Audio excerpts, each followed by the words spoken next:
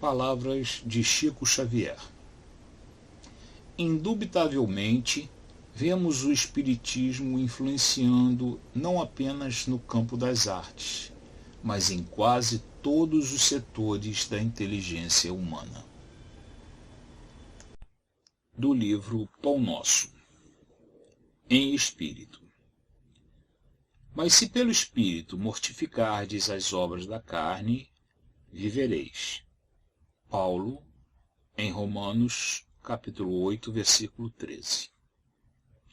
Quem vive segundo as leis sublimes do espírito, respira em esfera diferente do próprio campo material em que ainda pousa os pés. A avançada compreensão assinala-lhe a posição íntima. Vale-se do dia qual aprendiz aplicado que estima na permanência sobre a terra valioso tempo de aprendizado que não deve menosprezar. Encontra no trabalho a dádiva abençoada de elevação e aprimoramento. Na ignorância alheia descobre preciosas possibilidades de serviço. Nas dificuldades e aflições da estrada, recolhe recursos à própria iluminação e engrandecimento. Vê passar obstáculos como vê correr nuvens. Ama a responsabilidade, mas não se prende à posse. Dirige com devotamento, contudo, foge ao domínio. Ampara sem inclinações doentias. Serve sem escravizar-se. Permanece atento para com as obrigações da sementeira. Todavia, não se inquieta pela colheita, porque sabe que o campo e a planta, o sol e a chuva, a água e o vento pertencem ao eterno doador. Usufrutuário dos bens divinos, onde quer que se encontre, carrega consigo mesmo, na consciência e no coração, os próprios tesouros. Bem-aventurado o homem que segue a vida afora em espírito. Para ele, a morte aflitiva não é mais que a alvorada de novo dia, sublime transformação e alegre despertar. Pai de infinita bondade, sabedoria e justiça, agradecemos mais uma vez a oportunidade deste trabalho. Jesus, mestre amigo, pedimos que ampare e proteja a todos nós neste planeta Terra. Bom dia, boa tarde, boa noite.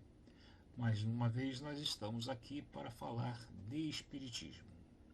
E o assunto que nos traz hoje aqui é natureza e imaterialidade do espírito.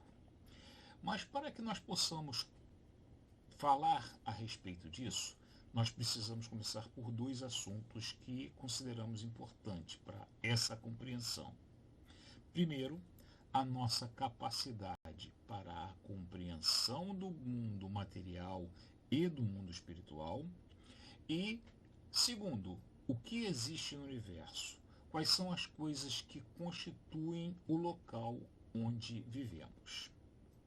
Bem, no capítulo 2º de O Livro dos Espíritos, dos elementos gerais do universo, Kardec pergunta aos espíritos, na pergunta 17. É dado ao homem conhecer o princípio das coisas? E tem como resposta, não.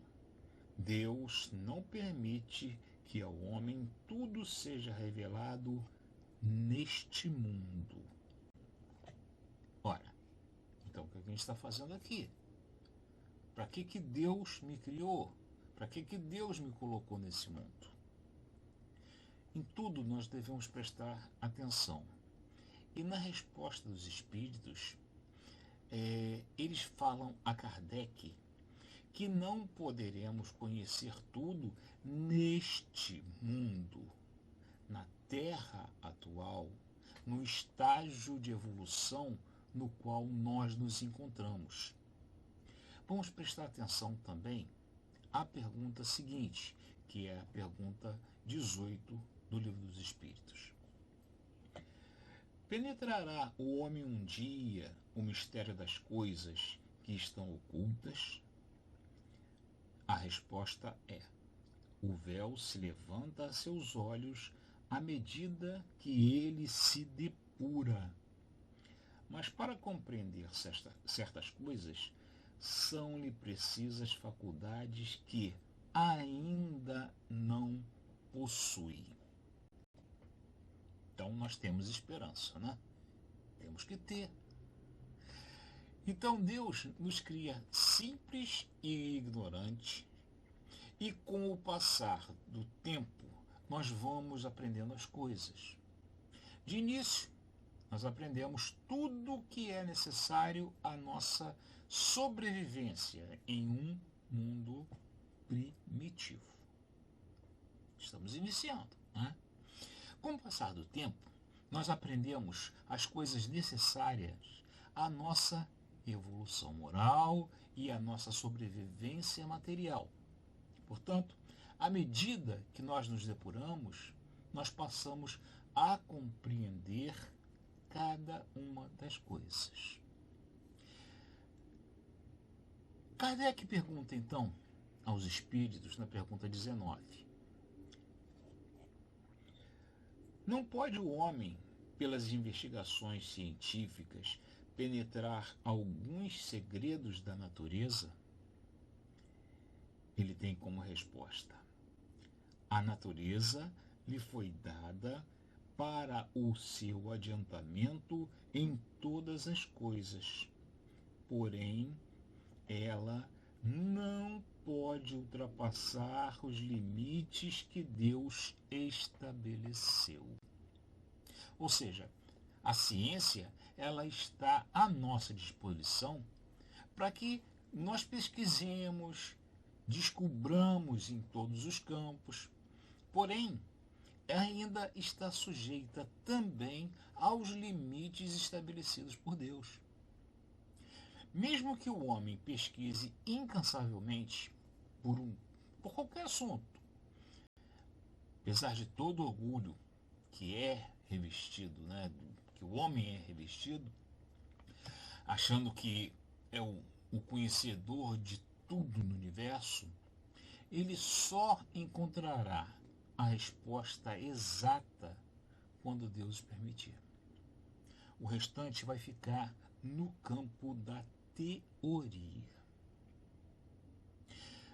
Mas Deus poderia, sim, por outro meio, que não a ciência, evidentemente, revelar ao homem aquilo que ele queira, ou melhor, o que já seja possível. Os espíritos respondem a essa pergunta de Kardec, lá na pergunta 20.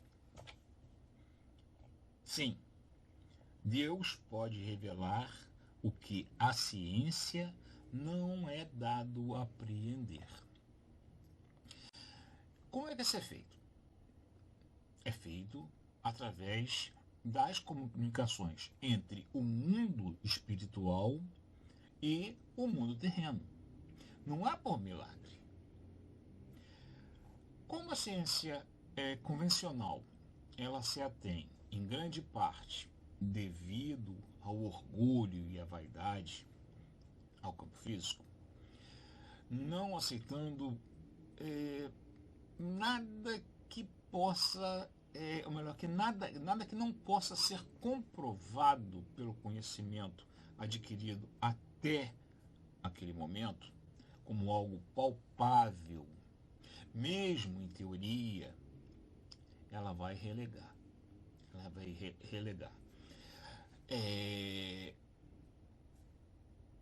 Tudo aquilo que ela não conhece ou aceita ao campo do sobrenatural, vai relegar ao que é inexequível, vai relegar à inverdade, até mesmo, podemos dizer, ao impossível.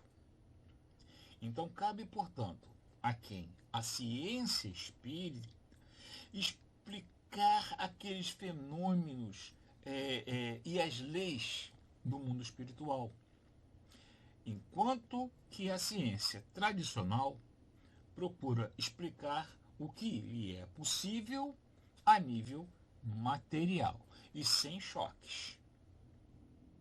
Ok? Lá na conclusão de O Livro dos Espíritos, Kardec resume um pouco esse assunto de uma forma bem direta, magistral. O que faz a moderna ciência espírita?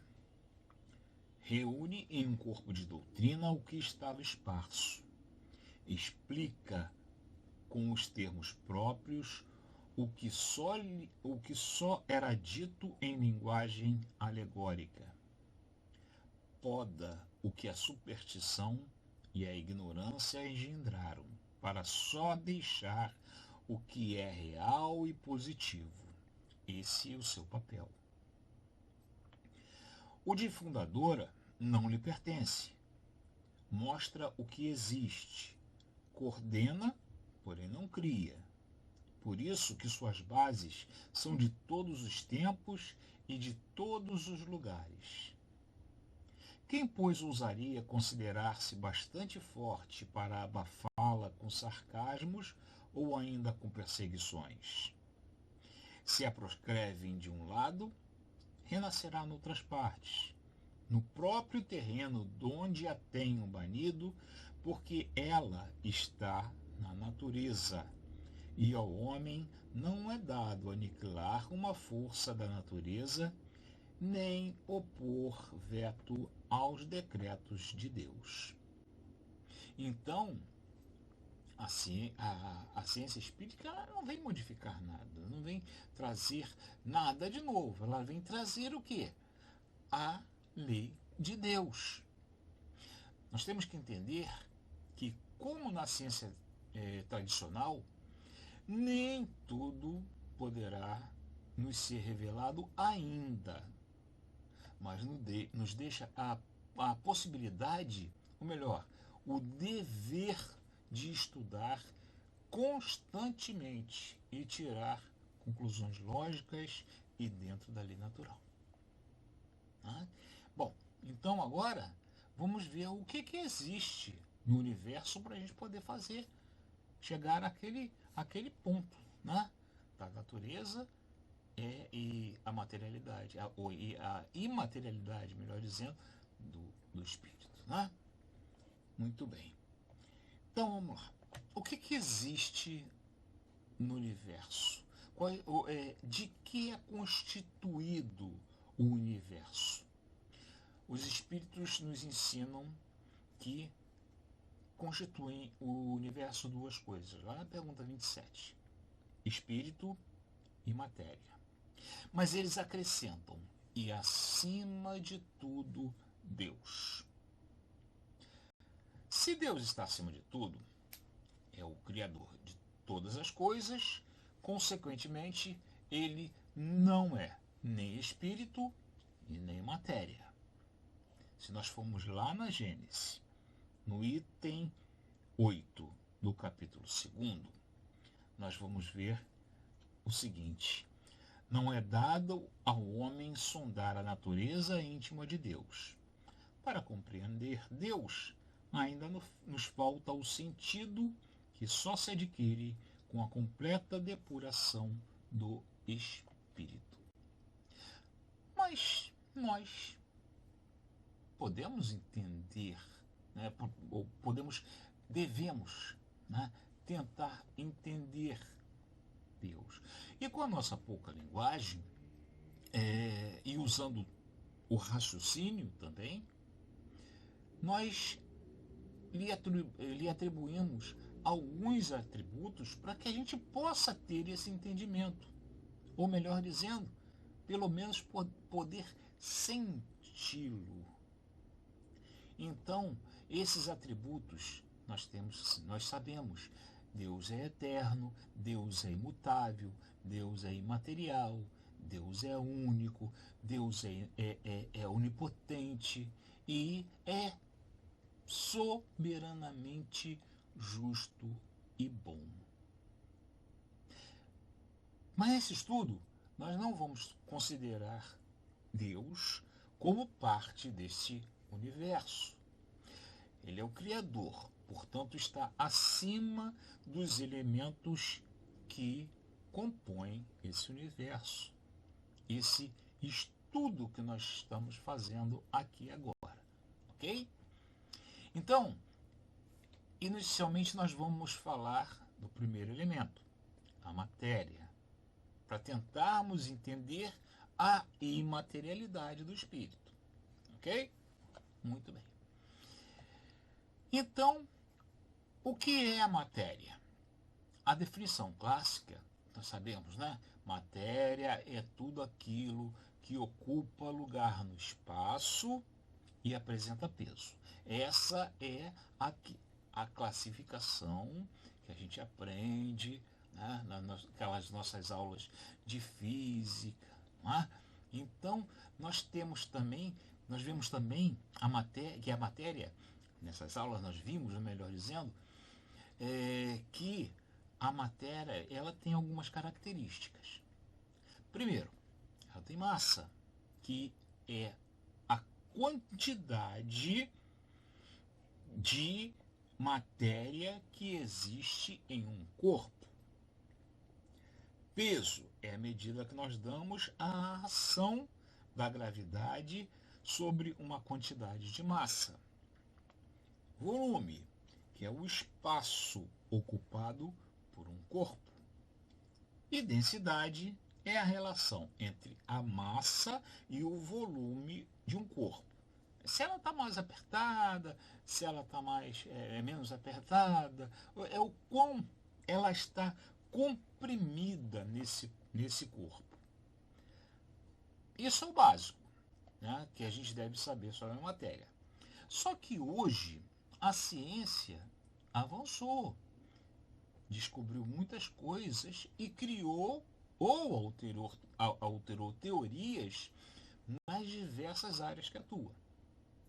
E nós podemos verificar que diversos elementos eles foram descobertos ou definidos pela lei, pela ciência, a nível do que se pode dimensionar ou a teorização disso. Pela nossa formação acadêmica, pela nossa não formação acadêmica nessa área, nós vamos usar como exemplo para demonstrar essa questão da matéria, nós vamos pegar um trecho que fala sobre fóton no Wikipédia. Mas por que representar, por que exemplificar, melhor dizendo, com o fóton? Se dizem os cientistas que fóton não tem massa. Mas massa ainda é um dos pontos característicos da matéria. Então vamos lá. Fóton é a partícula elementar mediadora da força eletromagnética. O fóton também é o quantum da radiação eletromagnética, incluindo a luz. Em alguns aspectos, um fóton atua como uma partícula, sendo que a explicação satisfatória para esse efeito foi dada em 1905 por Albert Einstein, pelo efeito fotoelétrico. Em outras ocasiões, olha só, um fóton se comporta como uma onda, tal como quando passa através de uma lente óptica. De acordo com a conhecida dualidade partícula-onda da mecânica quântica, é natural para um fóton apresentar ambos aspectos na sua natureza, de acordo com as circunstâncias que se encontra. Normalmente, a luz é formada por um grande número de fótons, tendo a sua intensidade ou brilho ligada ao número deles, etc, etc. Né? Mas então, aí nós procuramos mais à frente, lá nessa matéria, lá do Wikipédia, nós vemos o que é partícula.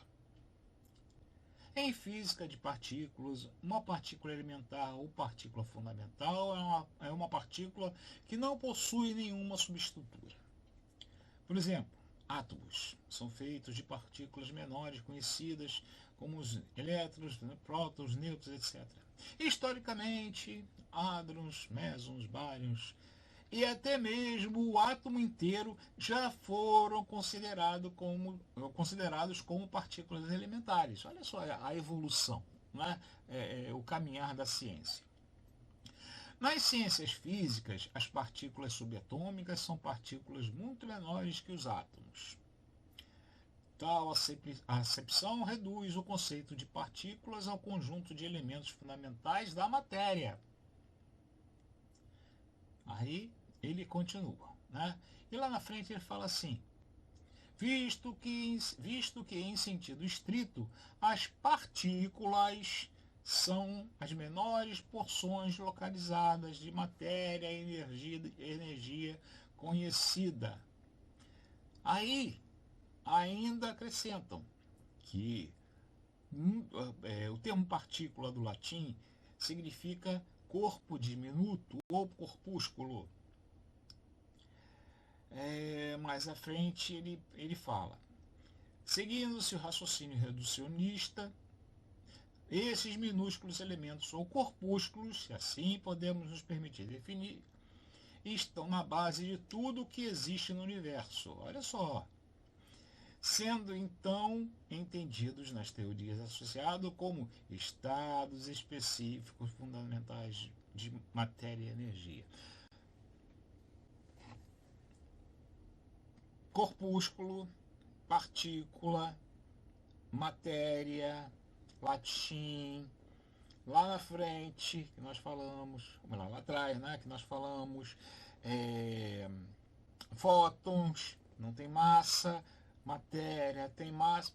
Gente, nós não queremos aqui com esse texto, não é a nossa intenção aprender ou ensinar ciência, e para mais detalhes, né, nós devemos buscar também na internet algumas coisas que, por exemplo, massa, eles falam de massa relativística.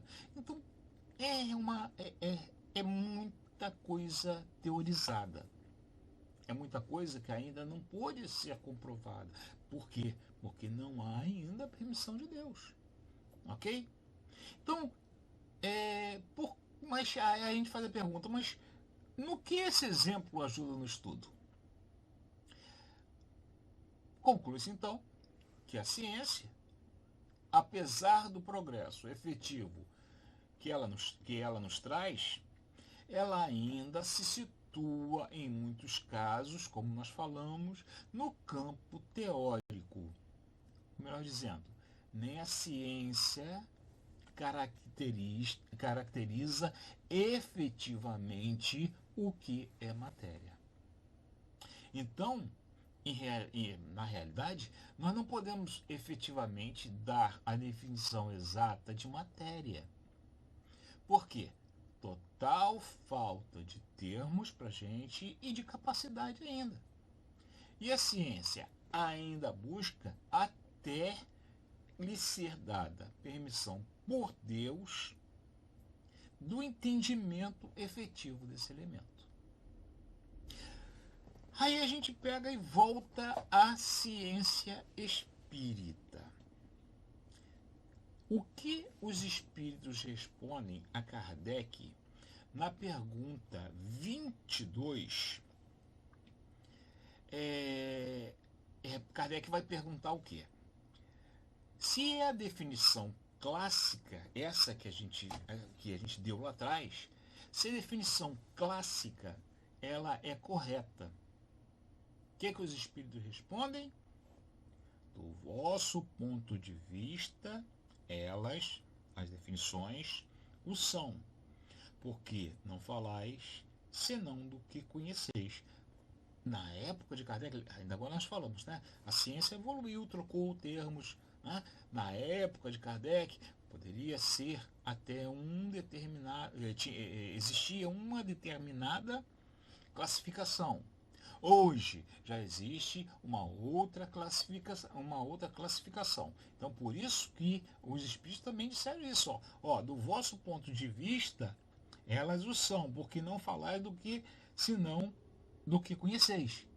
Ora, naquela época a gente conhecia um pouco, hoje a gente conhece um pouquinho mais, um pouquinho diferente, e assim vai sendo acrescentado. Ciência vai colaborando com a própria doutrina.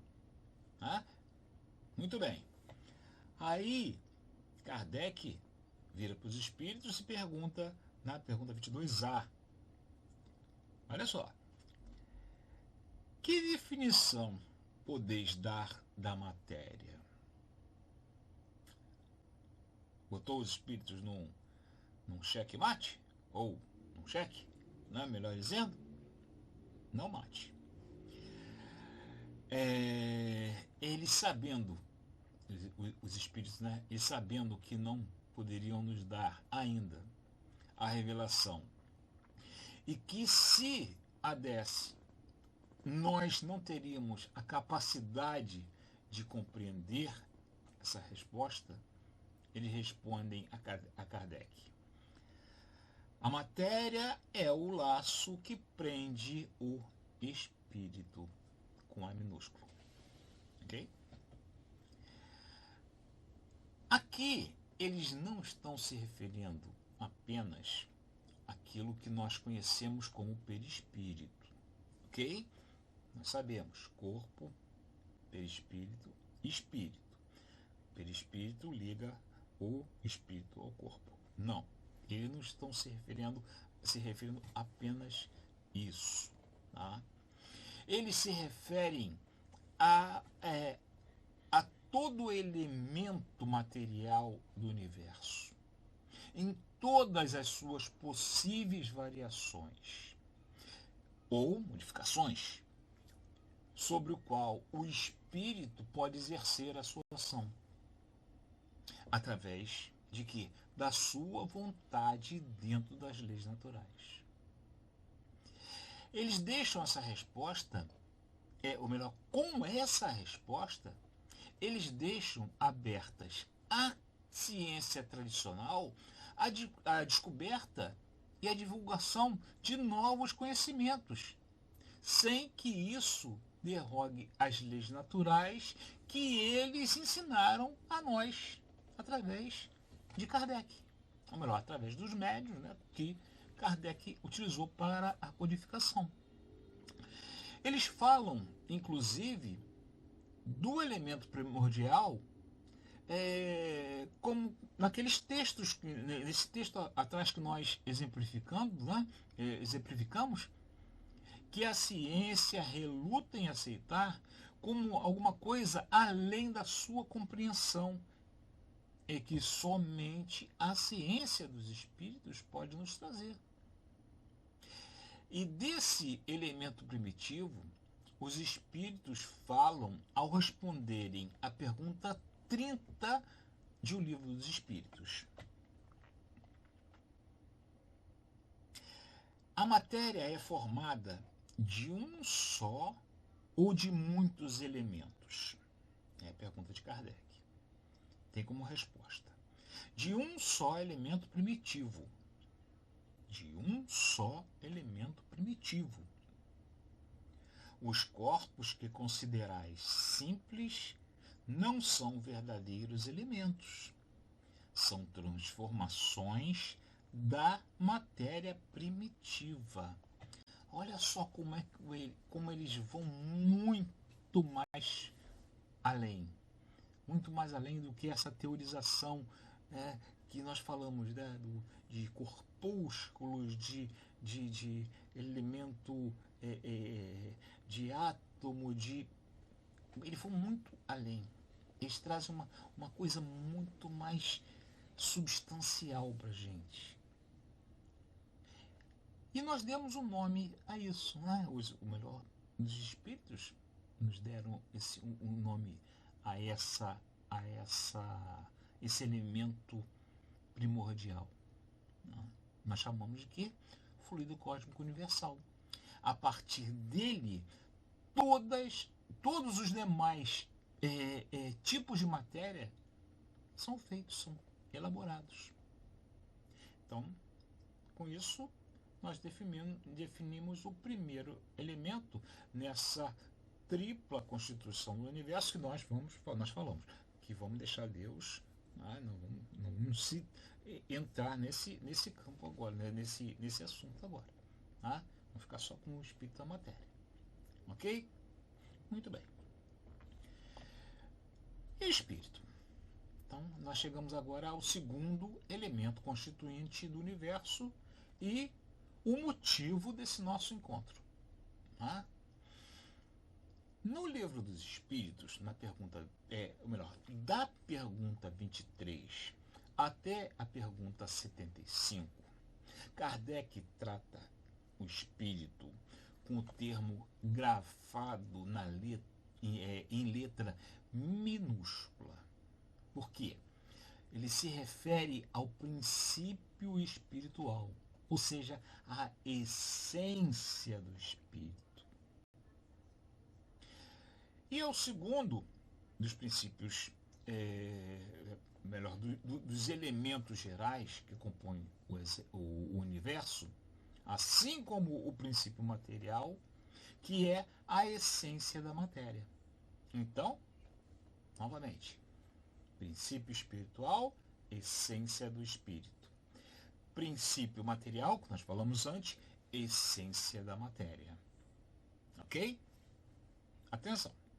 A pergunta 23, só um detalhe, né? A pergunta 23, ela se encontra no capítulo que trata dos elementos gerais do universo. E a pergunta 76, que nós estamos, já está num outro capítulo, que se chama Dois Espíritos. Ok? Nós falamos dessas duas. Né? Na 23, até espírito mais minúsculo. Até 76, até 75, espírito com E minúsculo, melhor dizendo. A partir da 76, espírito com E maiúsculo. Vamos ver. Essa diferença é importante. Né? Vamos lá. Então, pergunta 23. O que Kardec coloca na pergunta 23? Que é o espírito? Olha só as palavras. Que é o espírito? A resposta de Kardec: o princípio inteligente do universo. Da mesma forma que nós podemos entender que o princípio material pode dar origem a todos os tipos de matéria existente no universo, e sobre os quais o espírito pode atuar, nós podemos entender que o princípio inteligente pode dar origem a todas as formas inteligentes existentes no universo. E lá na pergunta 24 do Livro dos Espíritos, os espíritos nos orientam que a inteligência é o atributo essencial do espírito. Grosso modo, é o que faz a diferença entre espírito e matéria como elementos constitutivos do universo. Vamos atentar também para um entendimento melhor, né, para esse significado da palavra inteligência, quando nós dizemos, aquela pessoa é inteligente, mas inteligente em quê? Ela pode ter uma inteligência para música, para matemática, para política, ou para várias dessas coisas juntas. Nesse caso, nós chamamos inteligente aquela pessoa que se destaca entre os demais num aprendizado ou na execução de alguma coisa. Isso é o resultado da bagagem espiritual daquela pessoa. Do mesmo modo, quando nós nos referimos a um animal, vai depender do estágio daquele princípio inteligente que habita nele. Mas por que a gente está abordando a inteligência como algo inerente ao espírito, como pessoa? Porque Kardec pergunta a respeito do espírito no capítulo 1 dos Espíritos. Pergunta 76. Que definição se pode dar aos espíritos? Pode-se dizer que os espíritos são os seres inteligentes da criação, povoam o universo fora do mundo material. Mas não é a mesma pergunta? Não. Na pergunta 23, ele está falando do todo. E na pergunta 76, ele está individualizando o termo. Na pergunta 23, ele está se referindo ao princípio inteligente. Na pergunta 76, ele fala dos seres inteligentes da criação. Na pergunta 23, ele usa o singular para representar um elemento. Na pergunta 76, ele usa o plural para indicar a imensidade de seres da criação. Na pergunta 23, ele fala da essência. Na pergunta 76, ele fala da personificação de seres da criação.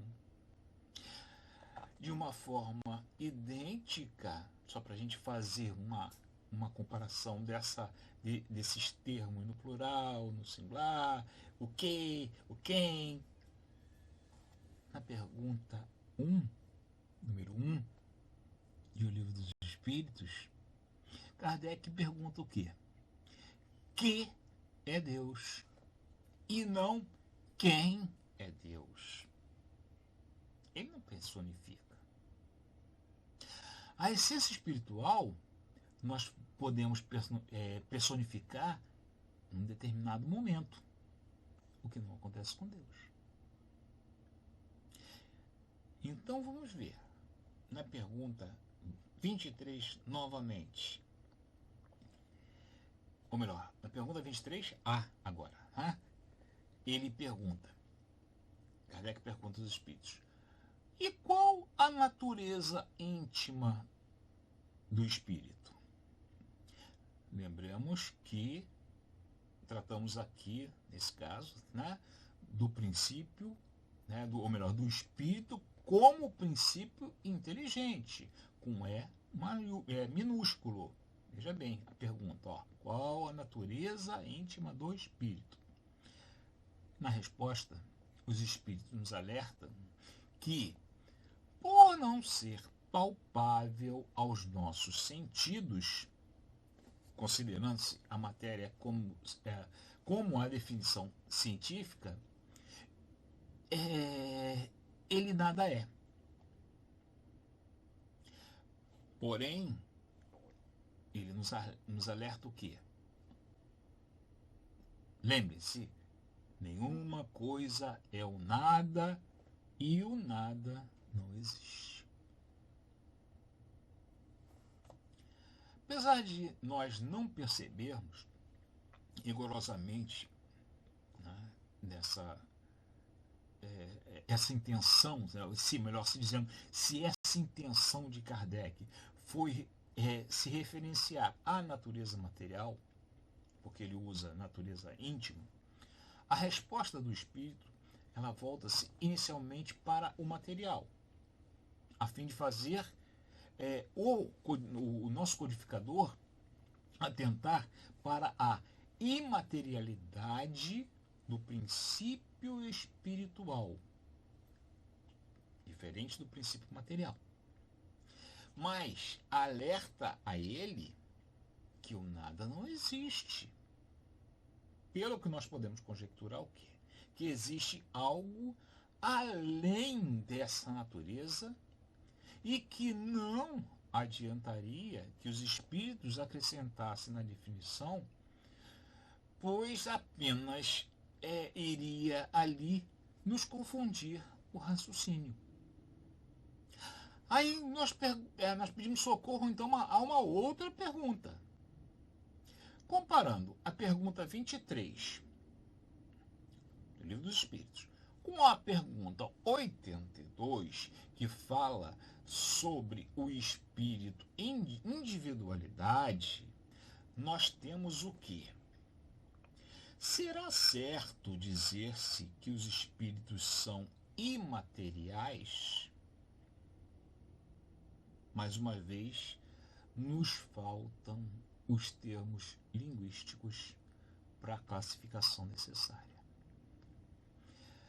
E o Espírito orienta aqui, o que ele fala lá? Imaterial não é o termo correto. Utiliza-se do termo incorpóreo como o mais exato. Incorpóreo.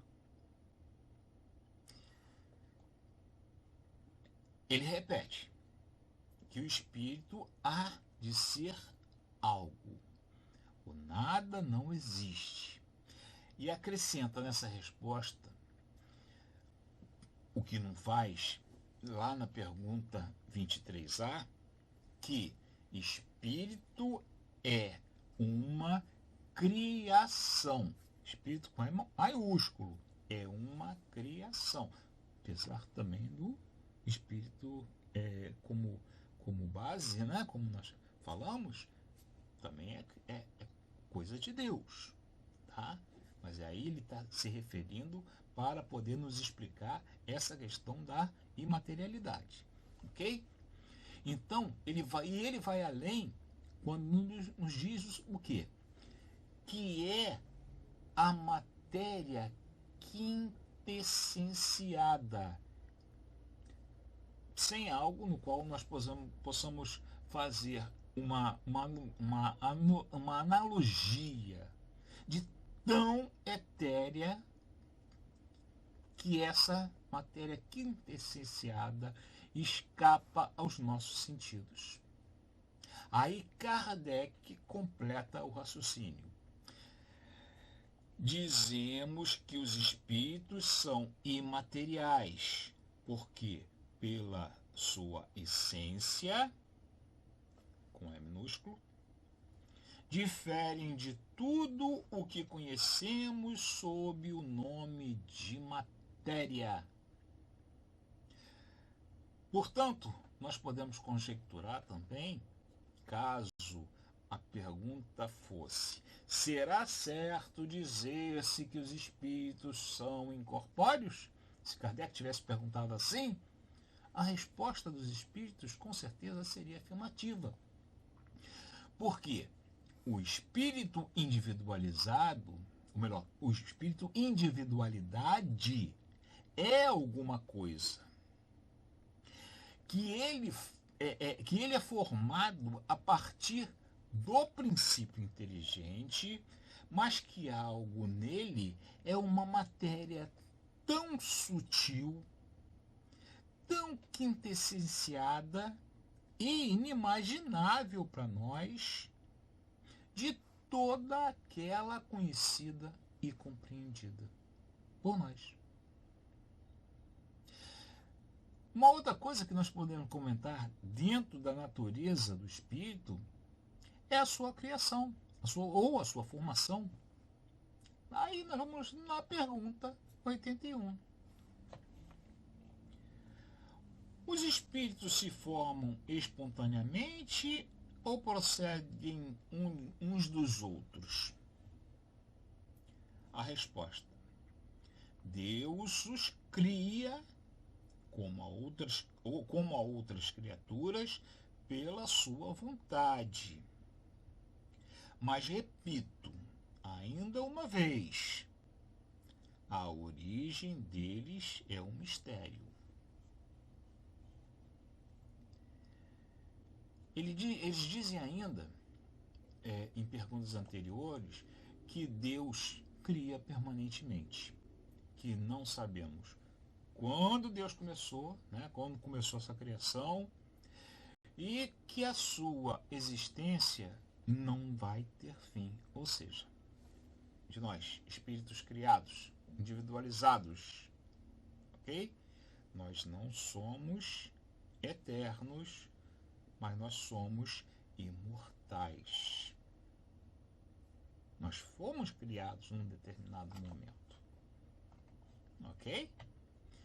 O que a gente pode concluir, então, de tudo isso que nós vimos? Primeiro, nós não temos capacidade, no atual estágio evolutivo, de compreender inúmeras coisas. Mas a evolução nos permitirá ter essa compreensão. Primeiro ponto. A ciência tradicional trata das coisas materiais, enquanto a ciência espírita trata das coisas espirituais. Todo conhecimento só ocorre com a permissão de Deus e no momento certo para isto. São dois os elementos que constituem o universo, base para todo o restante, o princípio espiritual e o princípio material.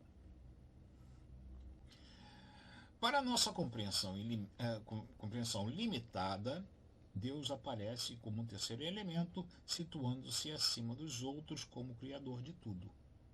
Ok? Só para deixar claro que a gente está falando na Constituição apenas dos dois elementos, tá? Apesar daquela aquela atenção dos espíritos. Acima de tudo existe Deus.